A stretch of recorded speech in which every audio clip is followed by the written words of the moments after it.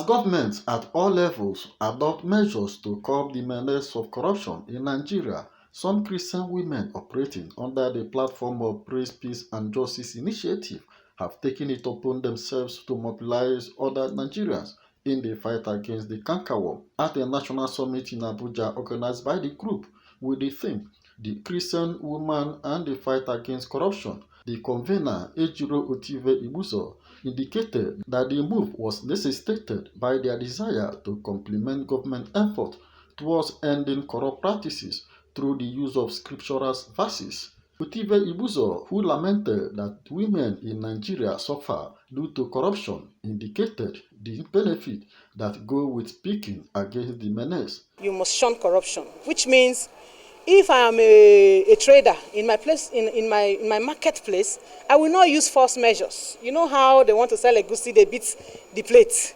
and make it smaller and they cheat.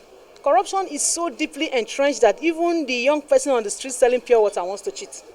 The woman in her shop wants to cheat. So we want to start first of all from the individual. I will shun corruption, I will not participate in it. That is one level. The second level is I will speak up against corruption. If I see somebody cheating, I will not keep quiet because there is something called the conspiracy of silence. If somebody demands a bribe of me, I will not pay, but I will also report it.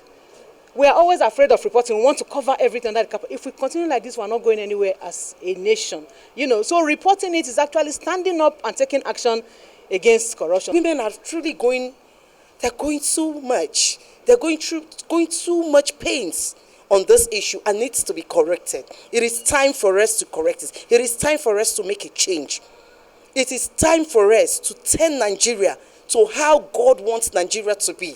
Enough of all this. Enough of all this corruption. Every child, you can imagine a child of 5 years old. They asked him, "What do you want to become when you grow up?" He says, "I want to be carrying Ghana Must Go." What kind of impression are we giving to those children?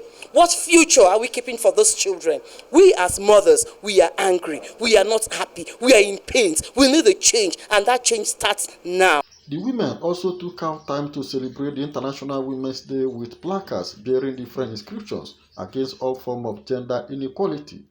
Reacting to the recent rejection by the National Assembly on the bill for inclusion of more women in governance, described the lawmakers' action as a great setback on the advocacy for gender equality in the country. The 35% affirmative action clause, for example, that we're demanding for, I was thrown out. We didn't start demanding for that today. In 2006-2007, we had a national gender policy that provided for 35% affirmative action. I think it has been revised and it still provides for that affirmative action. And then we say, okay, elevate it from that level of policy to make it part of our constitution. And they say no. That's a big blow. If you look at the number of people in Senate has 109 seats, out of which we have only 8 women. How beautiful is that? Look at House of Reps, 360 seats, out of which we have 12 women. For an entire country that has almost 50-50 population of women and men. There are many states in Nigeria that have 0 women in parliament.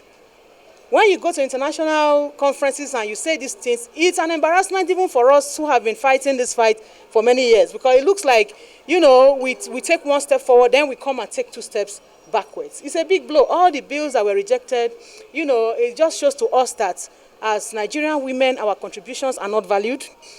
Nobody even sees us as equal human beings, as equal citizens in Nigeria. Because if you see us as equal, we are not even asking for 50%. We are asking for a party 35%, and then it's thrown out. What are they telling us?